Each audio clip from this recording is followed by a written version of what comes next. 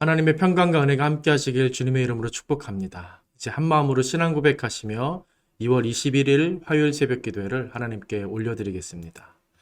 나는 전능하신 아버지 하나님 천지의 창조주를 믿습니다. 나는 그의 유일하신 아들 우리 주 예수 그리스도를 믿습니다. 그는 성령으로 잉태되어 동정녀 마리아에게서 나시고 본디오 빌라도에게 고난을 받아 십자가에 못 박혀 죽으시고 장사된 지 사흘 만에 죽은 자 가운데서 다시 살아나셨으며 하늘에 오르시어 전능하신 아버지 하나님 우편에 앉아 계시다가 거기로부터 살아있는 자와 죽은 자를 심판하러 오십니다. 나는 성령을 믿으며 거룩한 공교회와 성도의 교제와 죄를 용서받는 것과 몸의 부활과 영생을 믿습니다. 아멘. 하나님, 오늘도 광야 같은 세상에서 주님 바라보게 하시니 감사드립니다. 주님을 의지하며 바라보는 것이 우리의 기쁨이며 힘이며 위로이고 능력이 됩니다. 오늘 우리와 더욱 동행하옵소서.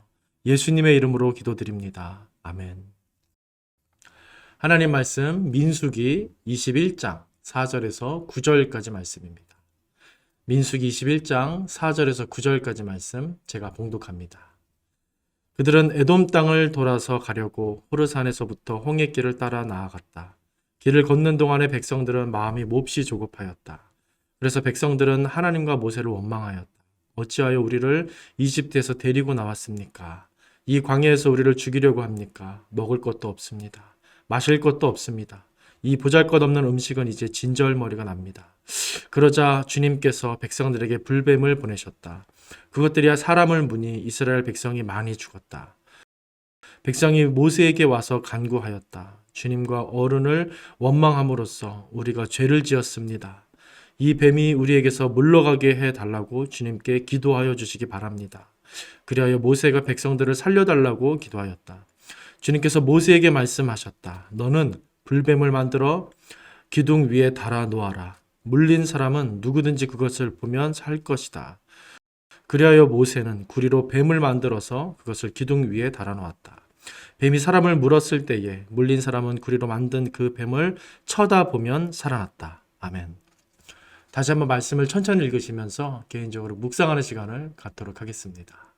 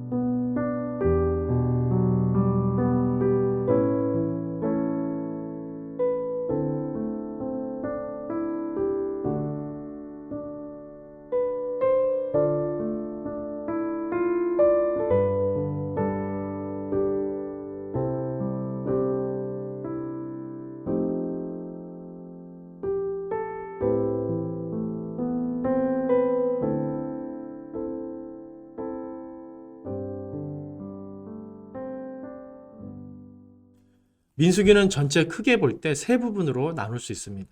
먼저 1장에서 10장 10절까지를 보면은 출애굽기 19장 이후 레위기에 이르기까지의 내용과 똑같은 지리적 배경을 갖고 있으면서 백성들이 약속의 땅을 향해서 떠날 준비, 채비를 하는 그런 내용으로 민수기 첫 번째 단락이, 첫 번째 부분이 구성되어 있습니다.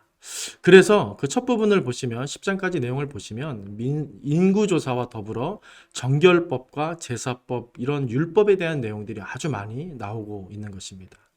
그리고 이어지는 두 번째 큰 내용은 22장 1절까지로 우리가 나눠볼 수 있는데 이것은 가나안 땅 바로 앞인 모압 평지에 도착할 때까지 계속된 백성들의 광야 생활에 대한 내용을 담고 있습니다. 그리고 세 번째, 마지막이 되는데 이 민수기 마지막 장 36장까지 내용을 보시면은 모압 평지에 체류해 있으면서 백성들이 가나안 땅을 코앞에 두고 이제 정말로 들어가기 직전에 그런 상황 속에서 본격적인 약속의 땅 입성 준비를 하는 내용으로 구성이 되어 있습니다. 여기서 어떤 특징 하나를 발견하게 되는데요. 첫째 부분과 둘째 부분의 내용이 한 방향으로 초점이 맞춰져서 기술되고 있다는 점입니다. 그것이 무엇이냐면 이스라엘의 불신앙과 그리고 반역, 그리고 이에 대한 하나님의 처벌과 심판이 그것입니다. 첫 번째, 두 번째가 이 한 가지 초점을 향해서 나가고 있습니다. 그리고 이어지는 세 번째 부분, 22장으로 넘어가게 되면 그 불신앙과 반역, 처벌, 심판 이런 내용들, 이런 초점들이 바뀌어서 첫 세대의 종말과 더불어서 2세대들의 어떤 새로운 희망, 이제 가나안 땅에 들어가서 살게 되는 2세대들의 새로운 희망에 초점이 맞춰져서 민수기가 마무리되는 것입니다. 오늘 본문은 그 두 번째 막바지에 해당되는 21장에 해당됩니다. 방금 읽어서 아시겠지만 아주 유명한 불뱀, 노뱀 사건입니다. 이스라엘 출애굽 역사 속에서 정말 손에 꼽을 수 있는 아주 인상 깊은 사건 중 하나입니다. 백성들은 극심하게 하나님과 모세를 원망했고 그들은 결국 하나님의 진노를 사서 불뱀에 물려 많이 죽었다. 성경은 말하고 있습니다. 그토록 힘든 여정을 광야에서 지나왔는데 그들은 너무 안타깝게 이곳에서 이 시점에서 비참한 일들을 겪게 되는 것입니다. 21장은 이처럼 이스라엘 백성들이 광야에서 어떠했는지를 적나라하게 보여주는 아주 중요한 본문이 됩니다. 그들은 결국 하나님을 신뢰하지 못했고 하나님을 바라보지 못했던 겁니다. 애굽에서 그토록 신음하며 하나님 찾았지만 그곳에서 나온 이후 어땠습니까? 줄곧 그들은 애굽을 그리워하고 또 바로의 인생 원리의 어떤 그 지배력에서 빠져나오지 못하는, 벗어나지 못하는 그런 연약한 모습을, 미련한 모습을 계속 버리지 못했던 것입니다. 그토록 하나님은 기적을 행하시고 표적을 보이시고 말씀하시고 소리치셨지만 그들은 놀랍게도 하나님을 하나님으로 믿지 못했던 것입니다. 좀 심하게 말하면 계속해서 자라지 않는 어린아이처럼 이 어린아이 신앙으로 무엇이 진짜고 무엇이 소중한지를 모르고 마치 동전 넣으면 내가 원하는 건 나오는 자판기를 대하듯이 그렇게 어린아이같이 하나님을 여겼던 것입니다. 하나님을 안다는 것, 하나님을 바라보는 것에 대해서 우리가 좀 생각해 볼, 진지하게 생각하고 묵상해 볼 이유가 있는 것입니다. 이것은 그 어떤 것보다 중요한 일이 됩니다. 하나님을 안다는 것은 세상 원리를 안다는 것과 일치합니다.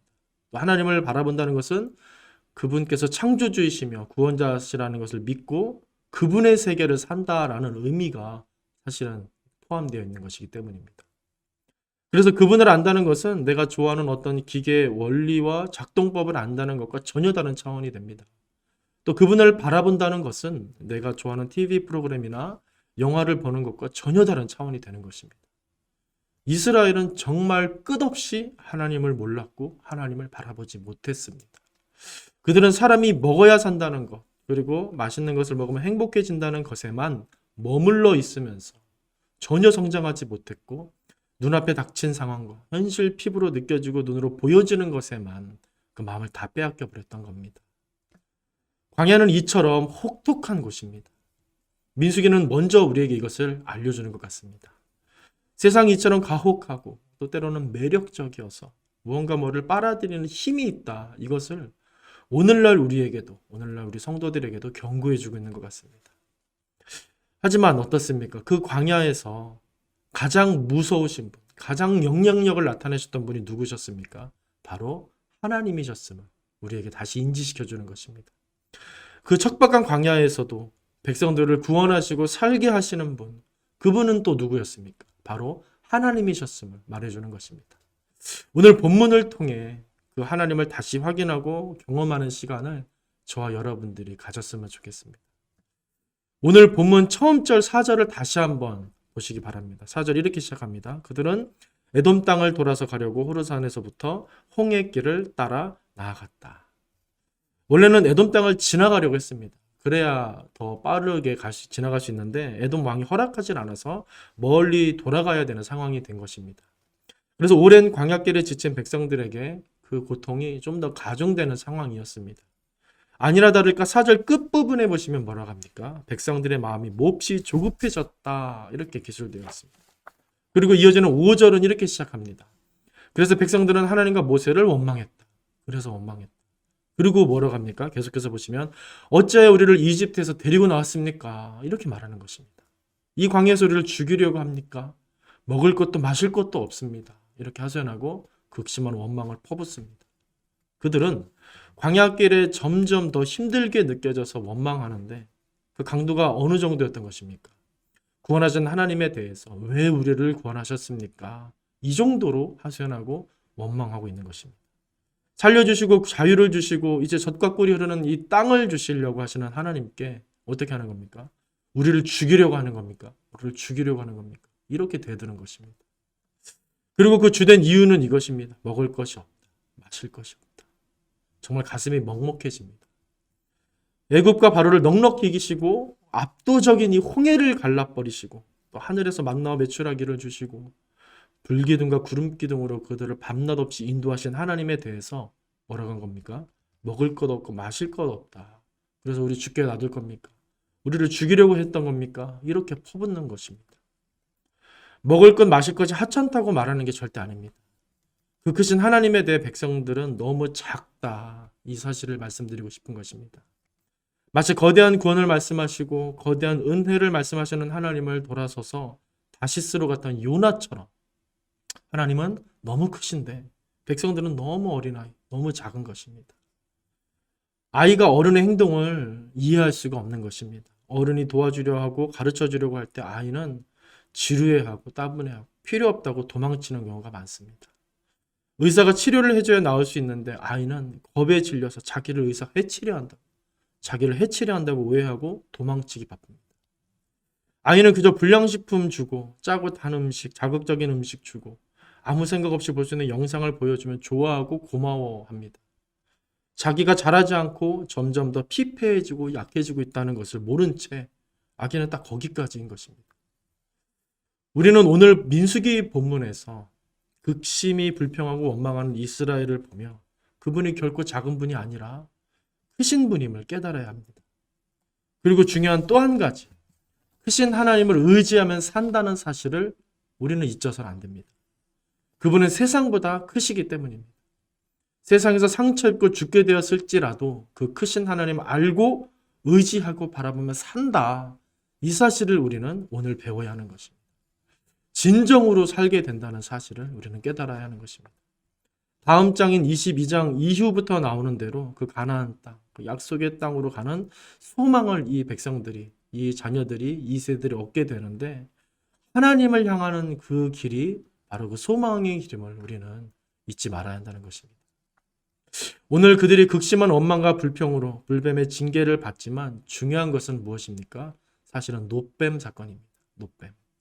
하나님은 백성들을 홧김에 멸망시키는 분이 아니라 모든 상황 속에서 진정으로 그들을 살게 하시는 그것을 원하시는 분이라는 사실을 성경이 말해주고 있기 때문입니다. 또 악한 중에 있더라도 오직 그분을 다시 바라보고 다시 그분 의지하며 간구하는 자는 그분께서 반드시 은혜 주시고 살려주시고 그들에게 다시 기회 주시는 분이 되신다라는 사실을 우리는 깨달아야 하는 것입니다. 원망하는 백성들을 그렇게 살리신 하나님은 결국 그들을 어떻게 하십니까? 약속대로 가나안 땅으로 인도해 내십니다. 여전히 애굽과 바로의 노예로 그 세상 속에 갇혀만 있는 그들을 하나님 나라 백성으로 구해내시고 다시 가르치시고 다시 일으키시고 그래서 세상보다 크신 그분의 능력과 은혜를 경험하게 하시고자 하시는 하나님의 열정을 우리는 오늘 본문 속에서 느낄 수 있어야 하는 것입니다. 구원은 바로 이런 것입니다. 단순히 죽어서 천국 가는 게 구원이 아닙니다. 이 땅에서 진짜의 삶을 살게 하는 것, 이게 바로 구원의 은혜인 것입니다. 세상같이 함몰되어서 좌절과 원망과 불안으로 자신을 가둬두고 살지 않도록 그런 인생을 불쌍히 여기시며 다시 손잡아 주시고 동행해 주시고 안아 주시는 것. 자격 없지만 그 나라 백성으로 그 크신 분과 함께 살게 하는 것. 그 큰 비전과 가치와 은혜를 따라 사는 것. 이것이 바로 하나님이 베풀어 주시는 구원이라는 사실입니다. 구원입니다. 구원. 오늘 노뱀 사건은 이런 구원의 시작과도 같은 놀라운 이야기가 되는 것입니다. 이 시간 함께 말씀을 붙잡고 하나님 바라보고 계신 우리 모든 보나님께 성도님들, 그 크신 하나님을 다시 한번 가슴에 새기시고 기억하시기를 바랍니다. 나의 작음을 넘어서 그분의 크심으로 충만해지실 수 있기를 간절히 바랍니다. 내 연약한 삶이 위대해지기 시작할 것이며 무언가 결핍되고 부족하고 어려운 나의 인생에 소망과 위로가 부어지게 될 것입니다. 그분이 하실 일을 오늘 더욱 기대하시면서 그분 손 붙잡고 믿음의 길 묵묵히 걸어가시길, 우리 모든 성도님들 그렇게 오늘 살아가게 되시기를 주님의 이름으로 간절히 축원드립니다. 기도하시겠습니다. 하나님, 우리를 긍휼히 여기시고 불쌍히 여기셔서 오늘도 말씀으로 인도하시니 감사드립니다.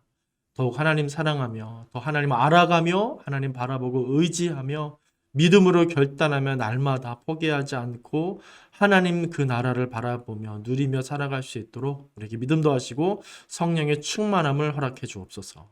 예수님의 이름으로 기도드립니다. 아멘. 하늘에 계신 우리 아버지, 아버지의 이름을 거룩하게 하시며 아버지 나라가 오게 하시며 아버지의 뜻이 하늘에서와 같이 땅에서도 이루어지게 하소서. 오늘 우리에게 일용할 양식을 주시고 우리가 우리에게 잘못한 사람을 용서하여 준 것 같이 우리 죄를 용서하여 주시고 우리를 시험에 빠지지 않게 하시고 악에서 구하소서. 나라와 권능과 영광이 영원히 아버지의 것입니다. 아멘.